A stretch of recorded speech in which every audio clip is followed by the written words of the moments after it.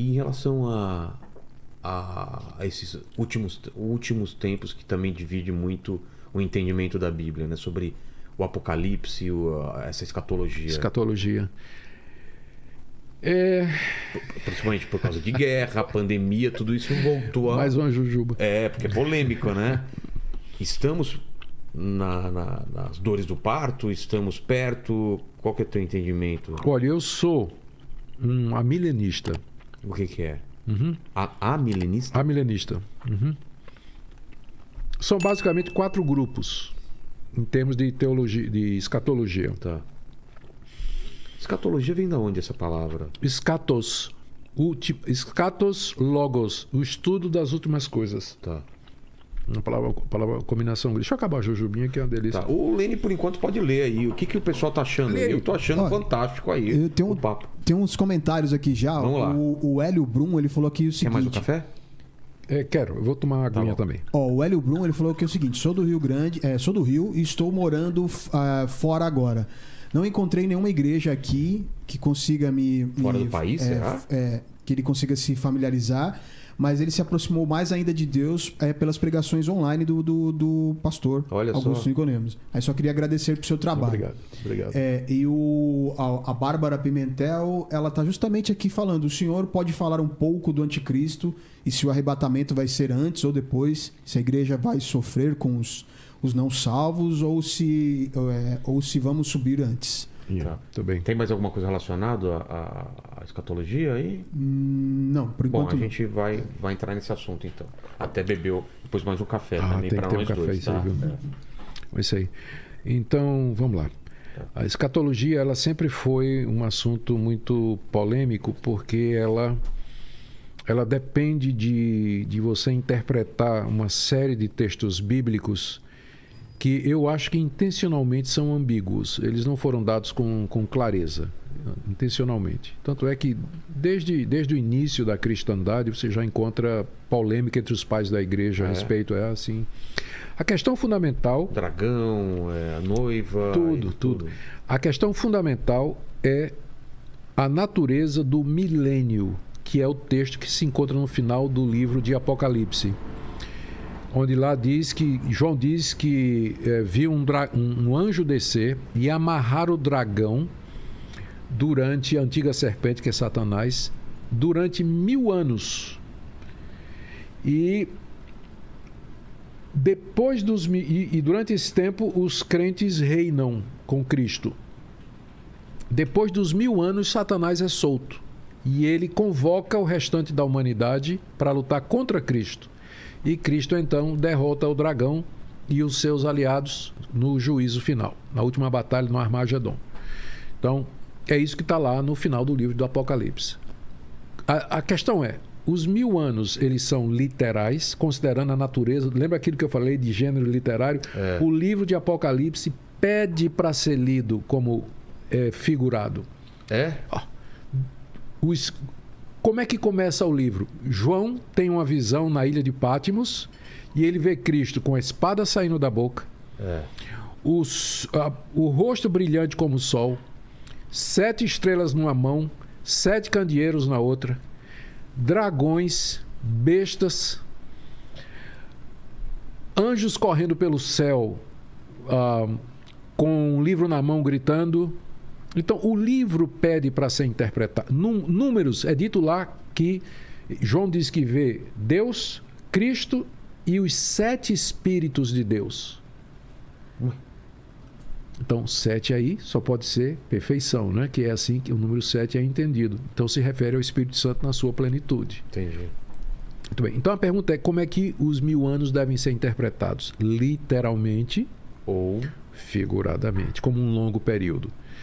E aí você tem as diversas posições. Você primeiro tem o pré-milenismo.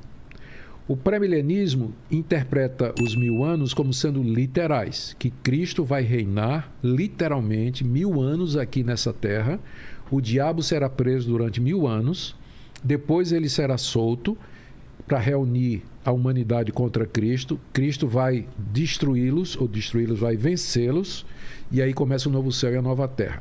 É chamado de pré-milenismo porque Cristo vem antes do milênio. Ele vem inaugurar o milênio. Então, quando Cristo vier agora, próximo passo, Cristo vem, começa o milênio literal. 1000 anos ele reina aqui. E com a sede em Jerusalém, de preferência. E depois vem o final. Então é chamado de pré-milenista. Os pré-milenistas acreditam também que quando Cristo vier, antes de Cristo vier, a igreja vai passar pela grande tribulação. Certo? E até 200 anos atrás, ninguém falava nisso. Mas de 200 anos para cá, começou a se falar que primeiro Cristo vinha arrebatar a igreja secretamente, para ela não passar pela grande tribulação. Mas isso é só de 200 anos para cá, e essa ideia foi popularizada por Scofield, através da Bíblia de Scofield, onde ele veio com essa ideia, que na verdade não é dele, mas ele popularizou. Os irmãos Darby foram também mais próximos disso aí. Pré-milenista. Pós-milenista. Cristo, o milênio é figurado e Cristo vem depois dele. Qual o próximo passo que vai acontecer? A igreja vai dominar o mundo, vai ter um mundo de paz e tranquilidade, que vai ser o milênio, um período grande de paz, com a igreja sendo proeminente no mundo, e aí Cristo vem para um mundo abençoado, pacificado e tudo mais. Essa posição tem pouca gente. E o demônio nessa história? Ele vai sendo gradativamente dominado até o final. Quando Cristo vier, ele já vai estar anulado. Esse tem então, pouca gente que acredita pouca nisso. Gente. Você sabe, tinha muita gente que acreditava no pós-milenismo. Aí vieram as 2 guerras mundiais e muita gente se tornou pré-milenista, que é basicamente uma posição pessimista. O amilenismo entende que não tem milênio amilenista, que o milênio ele é figurado e que ele já está acontecendo. Quando Cristo ressuscitou, ele sentou no trono do universo e começou, e ele já começa a reinar. Entendi. E ele reina na sua igreja. A paz e o domínio dele ainda não é no mundo, mas no meio do seu povo. E o próximo passo é a vinda dele para começar o novo céu e a nova terra, depois que tiver o julgamento, o juízo. Então essas são basicamente as 3 posições. Eu sou amilenista. Eu creio que Cristo já reina, ele já governa no coração do seu povo. Vai ter tribulação, vai ter arrebatamento? Não creio em arrebatamento, porque a Bíblia não fala sobre arrebatamento. Não fala. Arrebatamento secreto antes da grande tribulação, vai ser difícil encontrar fundamento para você defender isso aí. Ah, é? De onde vem a ideia do arrebatamento? É uma reunião sobre profecia, escatologia, que aconteceu há uns 200 e poucos anos atrás, em algum lugar na Europa, não me lembro agora, quando alguém propôs essa ideia. É uma ideia recente, Vilela, na teologia, a ideia do arrebatamento secreto. Tem muita gente boa que acredita nisso, que foi muito popularizado pelos livros de Tim LaHaye, e depois pelos filmes, e depois pelos filmes. Mas até 200 e poucos anos atrás, 250 anos, ninguém Mas a tribulação está A tribulação está na Bíblia. Aqueles 7 anos. Que a gente não sabe se é 7 ou se é um período. Porque está lá em Daniel, Está lá no livro do profeta Daniel, que a gente não tem ideia. Eu acho que é um período de tempo que a gente não pode dizer que é 7 anos. E o que perguntaram sobre o anticristo, Ele perguntou. O anticristo é uma figura que surge durante esse período de perseguição, sofrimento.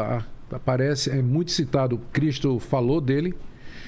O apóstolo João se refere por nome a ele, o anticristo. O apóstolo Paulo fala dele em 2 Tessalonicenses, capítulo 2, o homem da iniquidade. Então, tem muitas... E no livro de Apocalipse, ele é a besta que sai do mar, junto com a besta que sai da terra. Quem é o anticristo? Segundo... Rapaz, tem tanta gente que mereceu esse... A tem Bíblia... gente que fala que ele foi do passado, Tem gente que...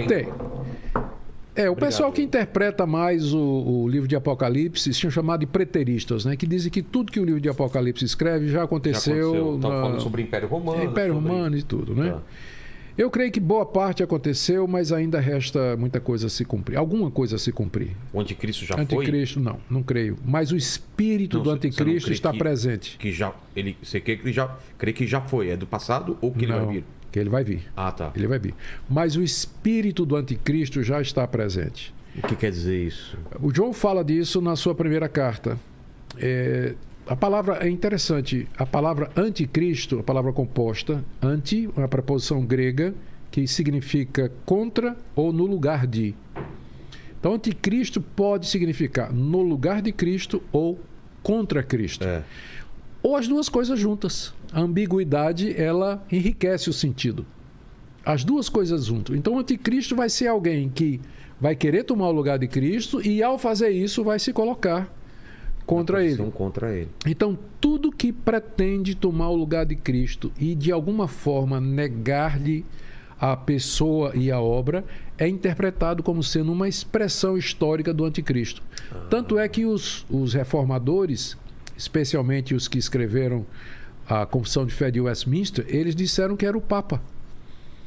Eles disseram que o Papa encaixa nessa condição. O Hitler. Ou Hitler, né? Poderia ser também.